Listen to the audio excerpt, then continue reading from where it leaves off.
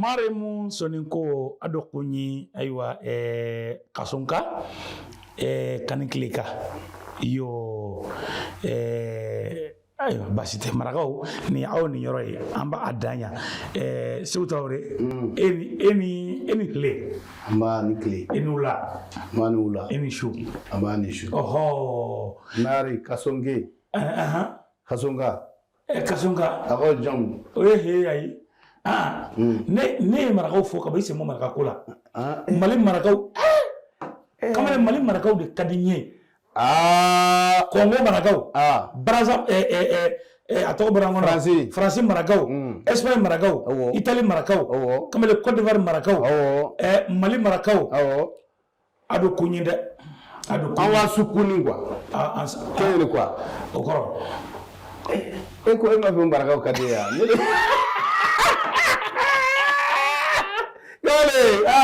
ama blema fo osomake mali kono ani mali koka amenye abagara siregi bi dombay wallahi nando na dombaw kono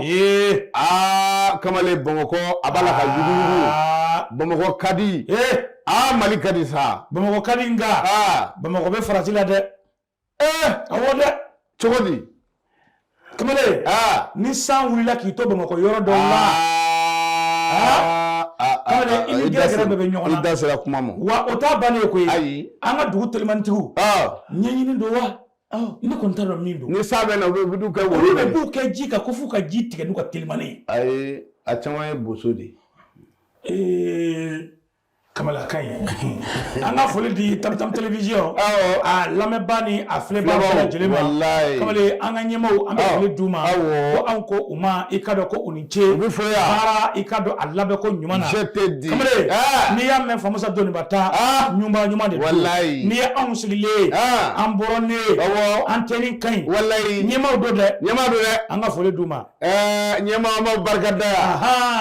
aw salamu alaikum kamale ala ka bɛɛ sɔn ɲɛmaa la ya rabbi ɲɛmaa min bɛ munɛ bɔ i la a banna i kana dɔwɛrɛ kɛ nka limanaw bɛ ɲi filɛ ka ɲa ko dumanba ye koyi n'a nana kapi ma o bɛ kɛ n'a nana kapi ma a ye kapi an y'a fɛn o foromandira o ale de bɛ k'i filmer dɛ a foromandira de de n'o tɛ k'a bila zoro la quoi k'a to côté dɔ in na k'a to côté dɔ in na wa olu jenilen bolo kamale an ka taa ni kunnafoniw ye kamale n bɛ taa ni kunnafoni ye a bɛ ɲɛ bamananw ko tɛ ne ka ko ka gɛlɛn koyi bisimila ne tɛ sɔn nin ma koyi kamale ni nɔgɔmatigi de don ni Adama Kulubali de ma y'a ye kamale ne ka ko ka gɛlɛn Adama Kulubali Touré Urusi Bravo cɛ in tɔgɔ Timbo mon père i ka ko gɛlɛn ala k'an kisi olu a n'an bɛ ɲɔgɔn ye u k'an wele o ka kɛ hɛrɛ ye aw bɛ to ka nin kɛ a ka d'anw ye a bɛ ten o ka di maa ye dɛ k'ale an b'a filɛbaaw fo n bɛ don kunnafoni kɔnɔ bisimila bamananw ko tɛ dugubila ka fisa laada wuli ye a bɛ waati caman bɔ anw ka Mali artisiw u tun bɛ bolo la i k'a dɔn e bɛ u dɔn wa fɛn min ye Baba ni Kɔnɛ Fatumata Baganga ni dɔw k'a ma ko Bingini ani i k'a dɔn Mariamu Ba min ye Bakari Sumare u bɛɛ lajɛlen tun bɛ ka ɲɔgɔn sɔrɔ kaso la Bubakar Sumare Baki kamale n'i donna kaso kɔnɔ a sɛbɛnnen don ko nul n'est à l'abri de la prison o ye jumɛn ye mɔgɔ si tɛ yen k'e ka bɔ kaso walima ko c'est à dire que e tɛ se ka don kaso la sɛbɛnni min bɛ da la o de y'o ye n'i bɛ bɔ a sɛbɛnnen don ko la prison est un don de Dieu voilà o yɔrɔnin bɛ maa biso la n'i tɛ taa mɔgɔ lajɛ la ka caya i tɛ nin yɔrɔnin ye dɛ i tɛ nin yɔrɔnin ye kɛ an ka maaw bɛ an bɛ to ka t'u lajɛ n yɛrɛ tun bɛ t'o ta nka n bɛna nin dɔ de ka k'a ye fɔ sisan ni ne ko n bɛ taa ne bɛ sogo o tigi ka kati n'a ma tunu ka fɔ da la ye a diyara de o dɔw b'a fɔ a ye taa kamera lajɛ fɔlɔ a ye taa kamera lajɛ ne ko ne ta bɛ yan dɛ Segu Traoré dole sarigila akuma meni ma saba amma nani uka bismillah ko ni ataga alaje nunu dume igado kasola bole ikado kasobla ke waliye uyo do ni nyanje ani kirini uni nyanje ukume ukado bolola na fazirige ba ko akamina munye wati labaina minye alamisa mena alamisa tele ne ma kamale ko ikado ni minye ni ma ko fole ku bora kasola ku bla liberté provisoire okoro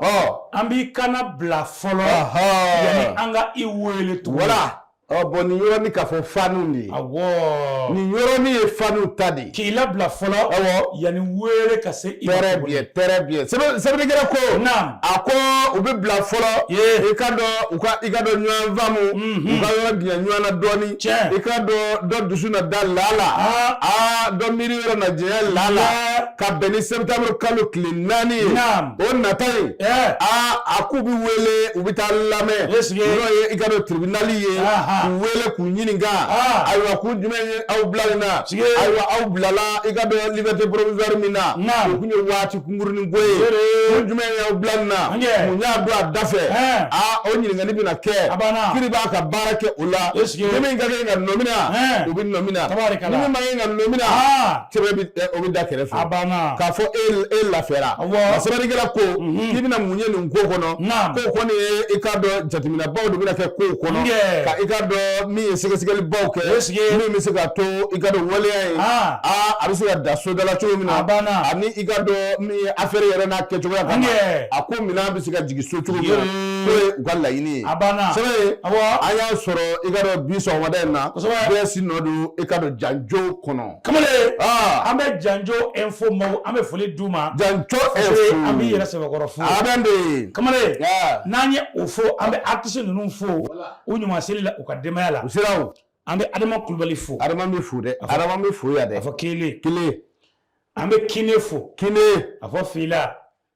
ambe kulubali wala beyo adama kulubali ayde adama kulubali ta ani kine ani kulubali o kulubali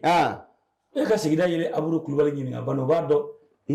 obado ambo fo ambe nanyo fo juge d'instruction jara ambe fole dam ay jara tiye jara ne faade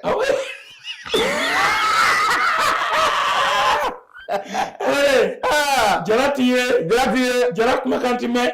igache yemi kine ona kuma ngati bo ay nunu ye abubulle ko bama jigi oluti ye ko wona bama tibo ngam ni ka wa otabe go anga muso do be no ya sigi barla ka nyere joy la dro nya tola ni kiram ikono tabe tade ya ila na ya nya joy la awoni andi ala deli awon yere ka cheni ke ka tani ngore na mi tayo alo kage eni ne welila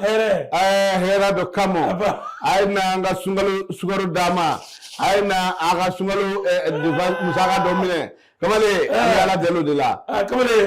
amara dele ya rabbi halsa artisu ka famu ukafanu ukasabali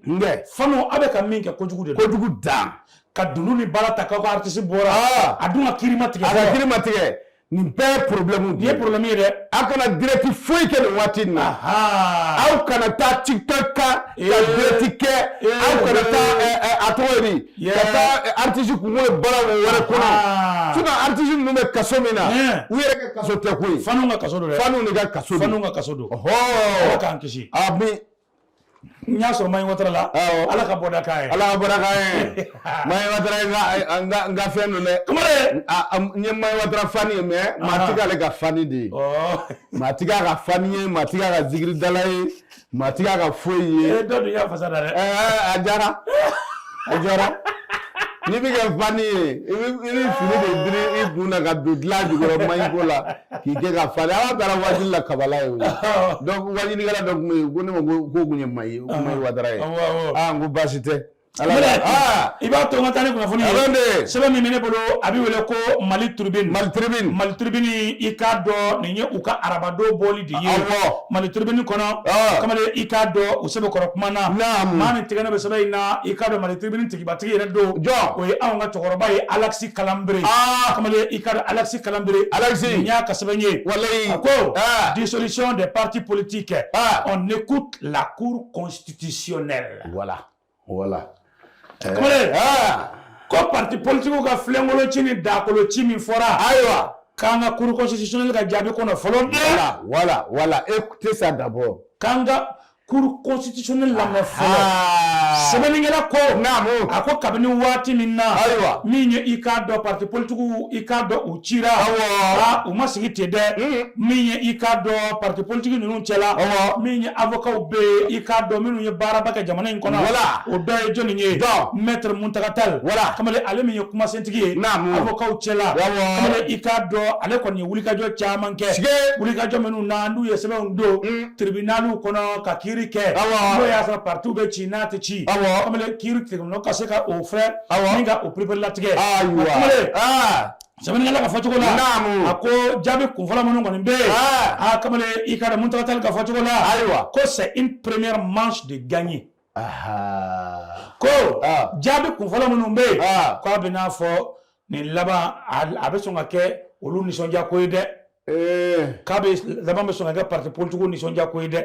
sɛbɛnnikɛla ka fɔcogo la a ko ntɛnɛn min ye i k'a dɔn kiiri tun bɛ sen na a tun bɛ tribunal minnu na olu kɔni y'a jira k'a fɔ an bɛ don min na i ko bi ko olu kɔni ko compétence tɛ olu la ka nin kiiri in tigɛ minnu a dɛsɛ tun bɛ juge minnu a dɛsɛ tun bɛ tribunal minnu na tribunal ninnu ko qui se déclare incompétent de juger ce dossier ayiwa dossier ko olu tɛ se k'a juger k'a jugeli a fanga tɛ olu la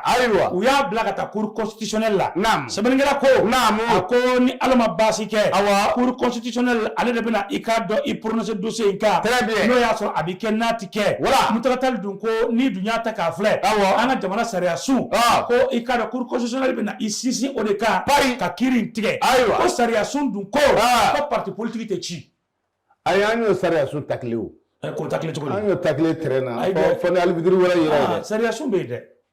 n'o tɛ sariya sun bɛ yen dɛ carton jaune dira ma rouge yɛrɛ non a bɛ kɛ rouge direct ye lamɛn constitution min taara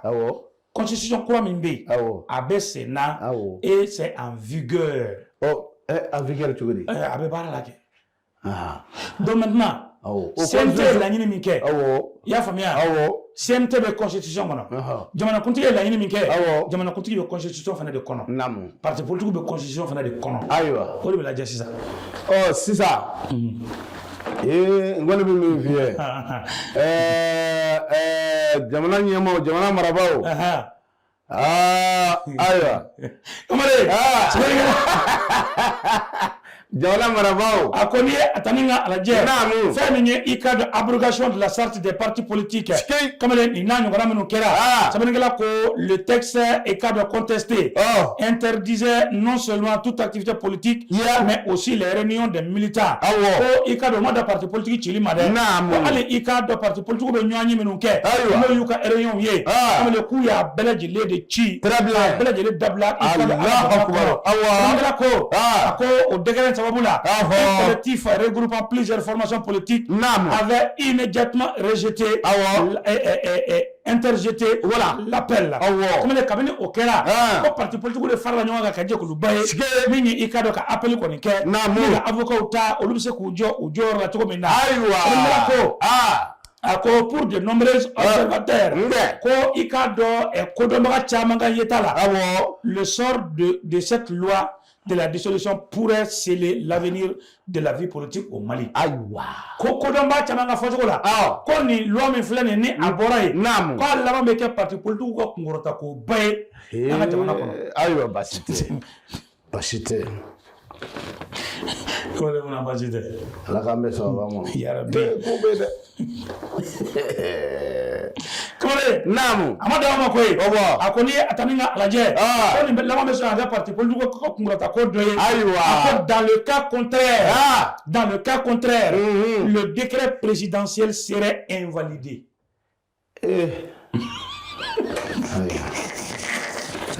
ne kɔni ne bon ala k'a ɲɛ k'a d'a ma ala k'a ɲɛ mais sisan o e ka inquiétude bɛ na yɔrɔ jumɛn ne ka inquiétude pourquoi i yɛrɛ fɛnnen don c'est à dire que on dirait que ko in man di ye on dirait que parti politique ka taa o de y'i ka laɲini mais le pourquoi parce que cɛne n'a fɛnɛ an caman bɛ malo dɛ an kɔni wulilen an na malo dɛ an ye labɛnw kɛ ka zanu ni fɛnw dun ka dugawu kɛ ka dugukolo bɛnbɛn fɛn min na la. Toi tu as une association? Tu as une association? De quoi? Non, je me regarde le dos parce que je demande d'abord si notre association de Bibolo qui est à caractère politique. Aïe, association de Bibolo. Ah mais je reconnais moi. Ne je reconnais mi. Eh, il compte dagala inyura ni. Ah ne ndi kumbe dagala de. Ne kumbe jamana nyema ka dagala de. Jamana nyema yi ni keta. Jamana nyema de ma do ye politique modi. Bon, ni ko kele ulu farfara. Jamana nyema ka kola. Oh ni fora ko a wulila yala ulu na tu jamana nyema ko blinwa. O jora de benena. Aya basite. Ya famu. C'est ça. Akanogo fasiri bora mali tribune kono ala tibulu no bala akana cour constitutionnel ayaka barake don nama chi akala je musaka mi foraka dobola UMP ba fa ka place sur parce que UMP là je suis directement le premier vice-président. Attends UMP de mengle atara nous venir parti minira.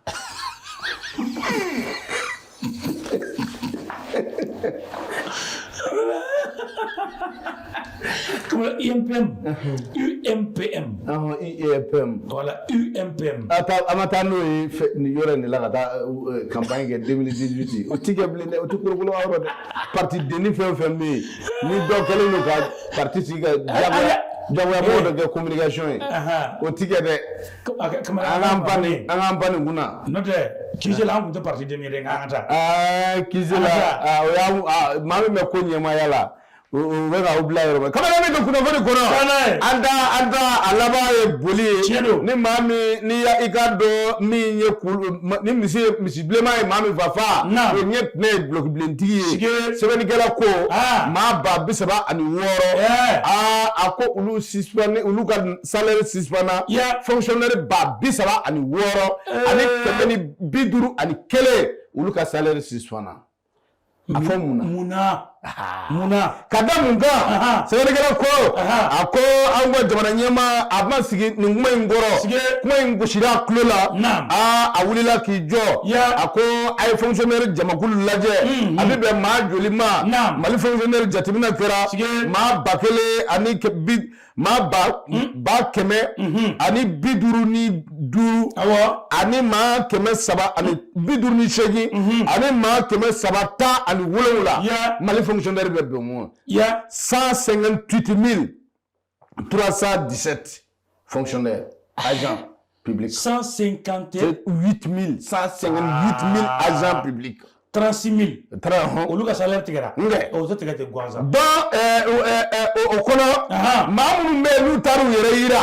n'o ye enrôlement ye ka taa u yɛrɛ biométrique k'u yɛrɛ la k'u bolo da mansin kan kamalen ne bɛ yan ne filɛ nin ye n tɔgɔ ye karisa ye n jamu ye karisa ye maa min taara o kɛ maa 100 ani i ka dɔn 22 ani maa 160 ani 6 olu de yera k'a fɔ olu kɔni taara u bolo nɔ bila sɛbɛnfura la maa minnu ma ye maa 30 ani 6 ani maa 150 ani 1 olu de ma ye sɛbɛnnikɛla ko o fɔra ko k'u ka sara jɔ fɔlɔ o sara min bɛ wari hakɛ ma e b'o dɔn wa miliyari 48 miliyari 48 ani miliyɔn 200 ni kɔ a bɛ bɛn o de ma Sanogo ala sago i sago e ni ne tun bɛ jɔ yɔrɔ min nɔfɛ jaa dɔw jɔlen bɛ 22 millions de Maliens 48 milliards divisé par 22 millions. Voilà. Qu'est-ce que tu as fait là, Nyonje? Il va y Malien bébé 2 millions, 10 millions et quelques sortes. Voilà. Encore. Wawake. Bila n'a qu'à ça, d'abord entreprise créée ça. ayeke ukake akalgili boganya sanu ni moganya Aisha calcul boganya wa ama ne be nyini ngawo ama fe na ko 48 milliards de malien 48 milliards 280 milliards mo million bakele ne milliards awo million bakele ne milliards yo awo e ka calculer ka la jodo ala jodo mo ko mi leka sanchela mina ka sanchi dam sare gala ko awose wana nyema ko agoga nunga sarajo folo ikado ku ka saraw sisba ikado ay ministry wele ministry alusene sano ay na angani nyine bo ere fondation Bakary Traoré ay na angani nyine bo comme le premier ministre ay na angani nyine bo ku nane ba ko ni boga na blaga balangono ne ni kalo be ku ka sarajo très bien ku ka sarajo Mamoume aya bloqué Mamoume lube la sarata kuntala dutala ebe foki gawo ebe bomogoya ebe sigaso ebe bomogoya blale men naram wodo kono I bade no gato posula ki to wo kono ya asmi 48 milliards de 48 milliards asmi 40 milliards ta awo 40 milliards ni awo iba ke ka école so ka subvention sara très bien pour que kalanga continue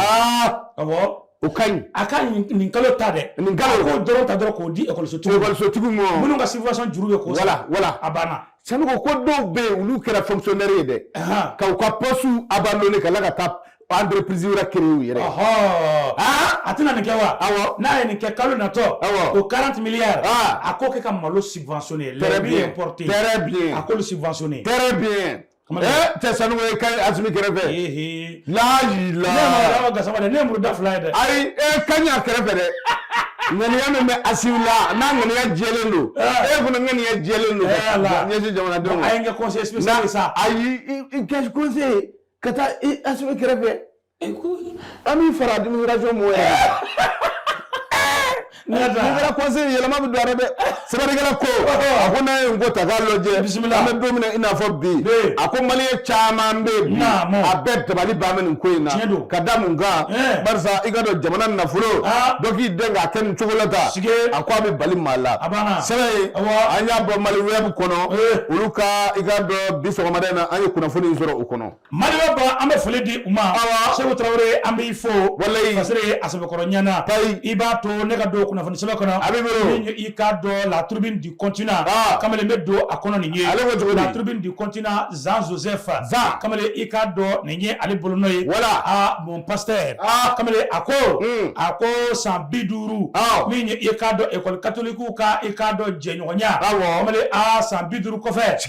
ko école catholique da tugule flani ku da tugura de mu ansoro ansoro tuguni galeya wallahi ala kamal kana école catholique agora catholique de gunda financer yiba fe mon fe ayde jamana ra ko ko subventionné Allahu akbar sabela ko namo ako ni ikado décision mi fleka tani nye ka bi foni made ko une décision historique pour l'éducation malienne kamale ni décision de min tara ikado abita tariku la ko bay ikado anga jamana kamale ikado ka beni jouer kalo clé bisama tamane samba flamuga ani duro kamale ikado seben do koninta seben mini uko ulukume ka wari mimbo ikado école privée catholique ou la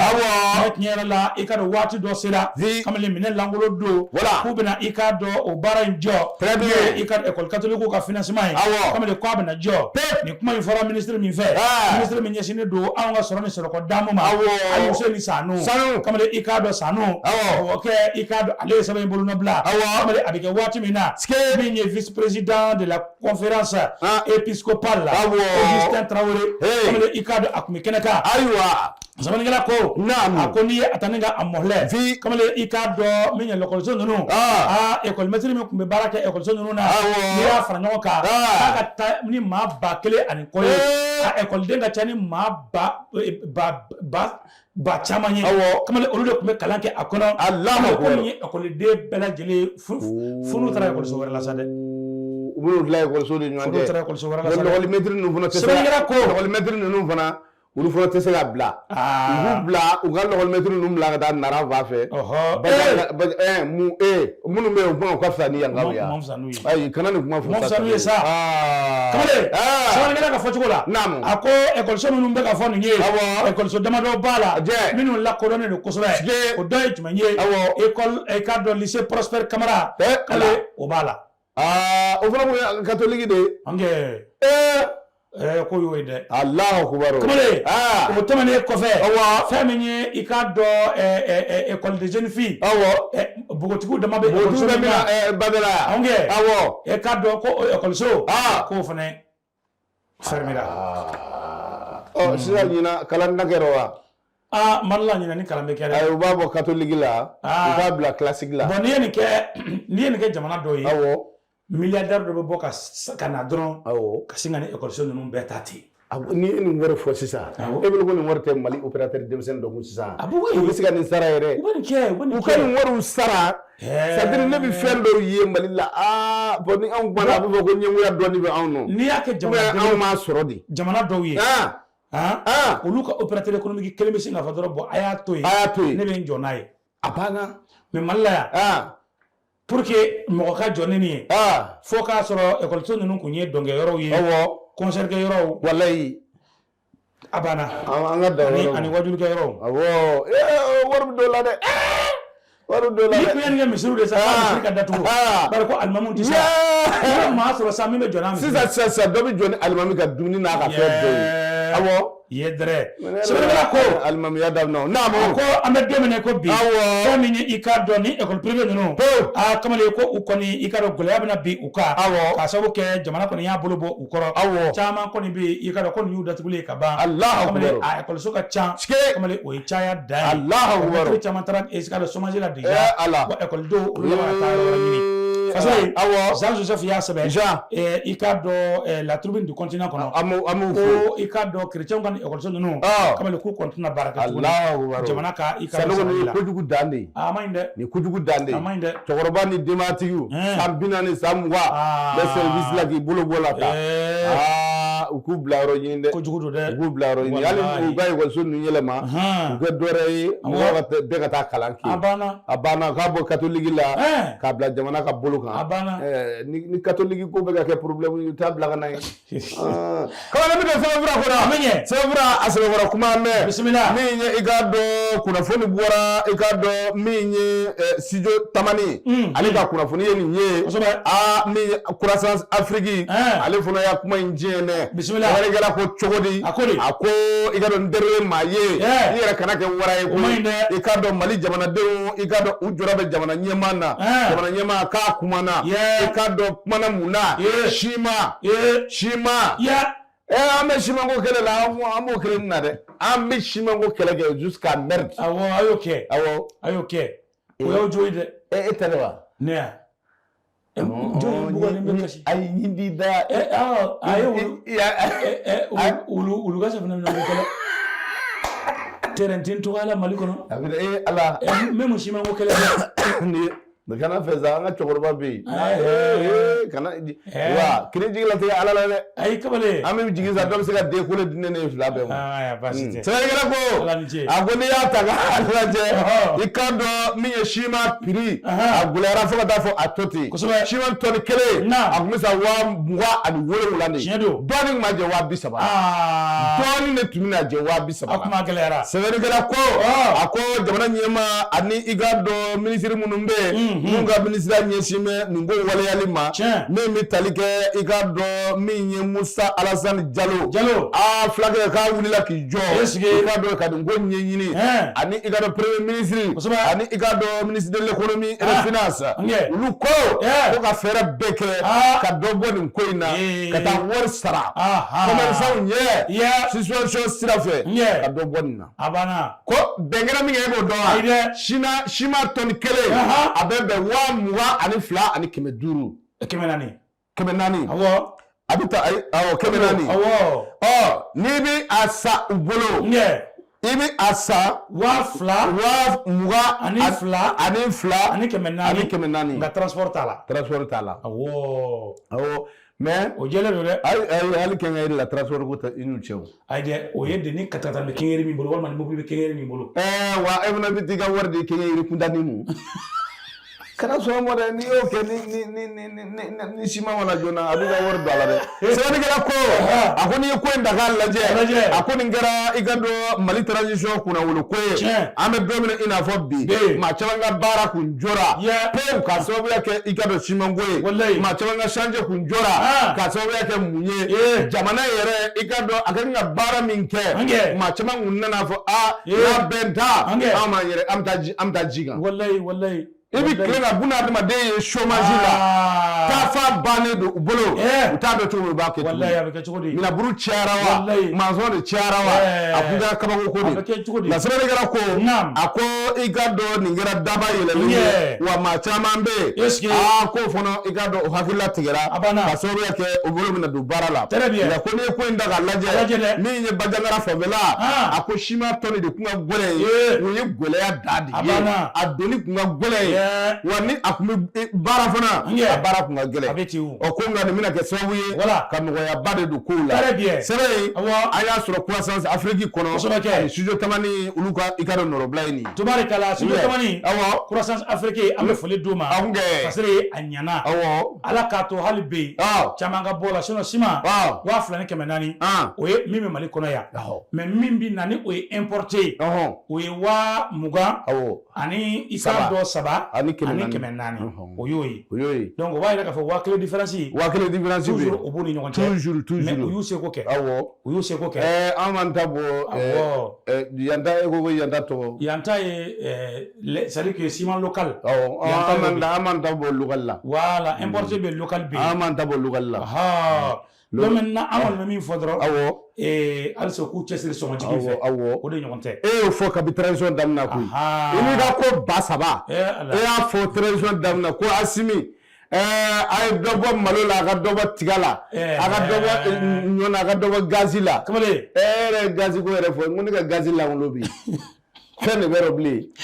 gazi prix cayalen cogo min i ka du kɔnɔ n'i b'a fɛ ka du dɔw k'i ta i b'a dɔn i bɛ min kɛ ayi u kɔnɔ fa dɔrɔn a banna i b'i ka ko bɛɛ kɛ du kɔnɔ cɛ b'i bonya dɛ dutigi mɔgɔ tɛ k'i yɛrɛ bonya mais dudenw kɔngɔlen awɔ a ma ɲi dɛ Asimi ye min fɔ maloko la o ka k'a k'a ye sisan koyi 4,000 ani 200 4,000 ani 600 dɔ in de y'o ye malowusu wa malowusu dɔ de ye 5,000 ye 5,000 ani 500 e ka bɔ min ma o ye malowusu de o ye malowusu de gamiyaka ninnu ni malotɔ ninnu olu de ye 4,000 ni 400 c'est ça mais a kun ka d'an ye a ka jigin ka na fo 7,000 ni 200 300 400 yɔrɔ parce que a kun b'o de la fɔlɔ hali a bɛ na a bɛ na ala k'a kɛ ten dɛ parce que e na mana min malo da dɔn koyi malo da dɔn ne debaati an ka tɛmɛ kabi kan hali ni ma kabi kan duwawu dɔ kɛ sa duwawu minɛ man di dɛ i ko ko ne ni e ko dɔ bɛ se k'an fila sɔn sisan nɔ i y'a fɔ ka kapi bɔ a la an sufi fɛ o ti ɲɛ dɛ an sufi fɛ o ti ɲɛ dɛ sufi ti jɛ n'o ye n'an b'o kɛ an bɛ bɛɛ de fara ɲɔgɔn kan alhamdulilayi ni ala y'a kɛ dɔ k'an wele sisan ko a mago b'an na masabajɛ tɛ a bɛ ɲɔgɔn wele cɛ montage tigɛ bi dɛ o la montage tigɛ bi dɛ i b'a tɔmɔ taa ni kunnafoni ye sɛbɛn min bɛ n bolo i k'a dɔn nin sɛbɛn ti dɔwɛrɛ ye nin bɛ wele ko Mali émergent a ko cogo Mali émergent i k'a dɔn ale sɛbɛkɔrɔ kuma na fɛn min i k'a dɔn a ko k'an ka taa Niger i k'a dɔn Niamey k'an ka taa Niamey kamalen i k'a dɔn Abdramane Tiani ka jamana kan boulangerie 13 de datugura bari k'u jɛlen tɛ bon i y'a ye u ni jɛ mun bɛ jɛ o ni jɔnw bɛ jɛ la boulangerie ninnu wa ayiwa n'i ye farinya da ka boulangerie dayɛlɛ ni maa ma bɛn o ko la ayi dɛ papier ko tɛ koyi k'a kɔnɔnaw de lasanuyalen tɛ payi wa nin bɛ hali Mali la yan dɛ nin fana bɛ Mali la yan dɛ ni problème kelen bɛ yan dɛ boulangerie dɔw kɔnɔna n'i donna kabako da de pâtisserie tigiw de bɛ ka kɛnɛ minɛ o la sisan pâtisserie tigiw u bɛ ka kɛnɛ de minɛ sisan o don dɛ awɔ mais ne hakili la pâtisserie tigiw ta buru ta boulangerie kelen de la o ayi boulangerie bi pâtisserie bila kana dala yala fɛ boulangerie de bɛ kɔnɔ e ɲɛ bɛ so min na ko pâtisserie b'u la so kuturu in bɛɛ de ye ale ye o a tɛna kɛ ne ka pressing ko ye ne kun tɛ pressing ko ɲɛdɔn ne bolo ko pressing min bɛ da la n k'o de ye fɛn bɛɛ ye ayi ɲɛfɛla dɔ fɛ ja manabatigiw birilen bɛ ɲɛfɛ dɔw bɛ yen u b'a ko n'u bolo ye dɛ yirini b'u bolo dɔw ta bɛ yen finiko masi bɛ min bolo a man ca dɛ an b'a bɛɛ kalama finiko masi sigilen don da la nka a tɛ baara kɔrɔlen sigilen don a caman mɛn de dɛ finiko yirini bɛ u bolo kɔfɛ yen fini bɛ manaba kɔnɔ donc n'a kɔrɔ u b'a gulon k'a ja ye ka bandilo k'a la ka sɔrɔ ka na n'a ye pasilikɛyɔrɔ la produit minnu bɛ k'a la ko ninnu finikola ye bandi ye dɛ kamalen sɛbɛnnikɛla a ko an bɛ don min na i ko bi kamalen min ye Niger i ka jamana kɔnɔ tiɲɛ yɛrɛ la ko i k'a dɔn u kɔni ye fɛɛrɛ bɛɛ kɛ i k'a dɔn ka wuli kɛ ka sɛgɛsɛgɛliw kɛ k'a ɲɛsin boulangerie tigiw de ma ka boulangerie tigiw sɛbɛkɔrɔ sɛgɛsɛgɛ kamalen u donna boulangerie caman kɔnɔ u nana ye k'a fɔ boulangerie dɔw bɛ yen jɔn ko ala a nɔgɔlen don a kɔnɔna sanuyalen tɛ a buru bɛ danger de la kamalen o de la min i k'a dɔn o boulangerie ninnu na kamalen i k'a dɔn u ye 13 datugu k'o kɛ beku kamalen i k'a dɔn u ye maa dɔ ɲininka n'o de ye i k'a dɔn Nayusa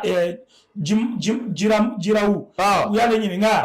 yalima ko ale ye conseiller ministère la mun de nana ni fermeture ninnu ye a ko i ka dɔn maa minnu bɛ taa buru san dɛ k'olu caman de b'o plaigner kamalen ɲinɛw dɛ walima ɲinbɛrɛw k'i b'olu de ye boulangerie kɔnɔ taa ni ka segin la ɲinɛ ko ale walima maa minnu bɛ yen n'o bɛ boulangerie baarakɛlaw ye kamalen olu bolo de bɛ kɛ ka mugu la maga machine bɛ yen a b'a kɛ machine de la machine bɛ mugu ye sɛbɛnnikɛla ko a ko ni a ta ni ka lajɛ ko nin kɛra sababu ye Niger jamana kɔnɔ min ye i ka dɔn k'u filɛ ka wulikajɔ de kɛ kamalen boulangerie yɛrɛ dɔrɔn tɛ tuguni dɛ k'u tɛ tɛmɛ dumunikɛyɔrɔ si la tuguni ka sɛgɛsɛgɛli kɛ yɔrɔ bɛɛ yɔrɔ jɛlen don k'a dɔn gɛlɛya min bɛ yen yɔrɔ bɛ cogo di a jɛlen don a jɛlen tɛ n'o ko de ɲɛɲini Niger an bɛ don min na fasole ko boulangerie tigiw kɛmɛ ka mankan bɔ nka ko tɛ k'u kisi dɛ